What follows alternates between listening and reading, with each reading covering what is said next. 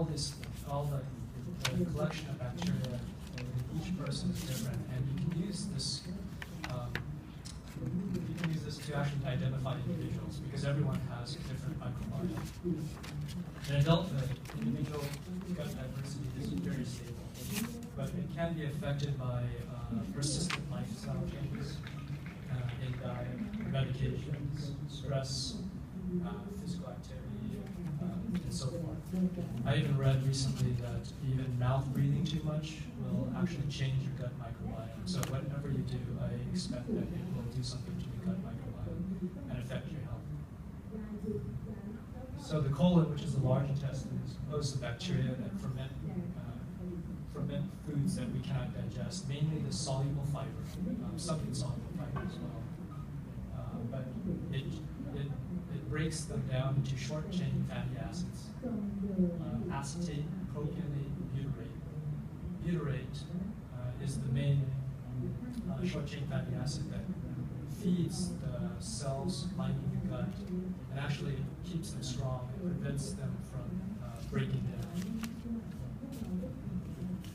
Some of it does actually go, some of the short-chain fatty acids go into the systemic circulation and provides us with energy as well. These short-chain fatty acids in total provide about 10% of the calories in the typical Western diet, which means in America. But I would suppose in Thailand or in other countries where fiber intake is higher, it can significantly provide significantly more calories. Now, the healthy gut bacteria, if the healthy gut bacteria do not get enough food to thrive, pathogenic and putrefactive bacteria can overgrow. So these are the bacteria that live in basically relatively small numbers in the large intestine, but they can overgrow if they are not controlled by the beneficial bacteria. So this upsets the balance that's seen in native peoples eating traditional diets. And if this bacterial balance changes, it can predispose us to chronic disease. So dysbiosis is this harmful imbalance of gut bacteria. And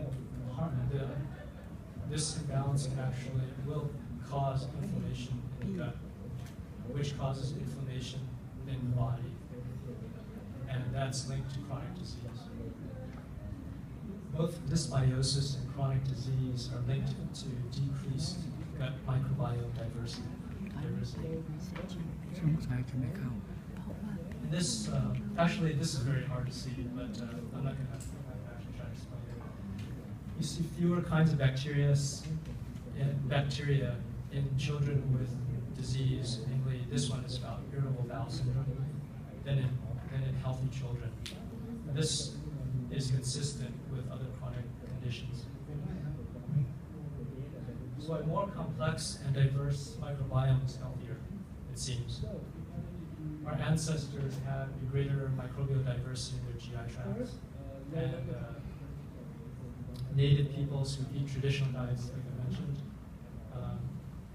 meaning that they eat lots of whole foods, such as vegetables, whole grains, legumes, fruits, seeds, and root vegetables. They generally have much lower rates of chronic disease than modern peoples do.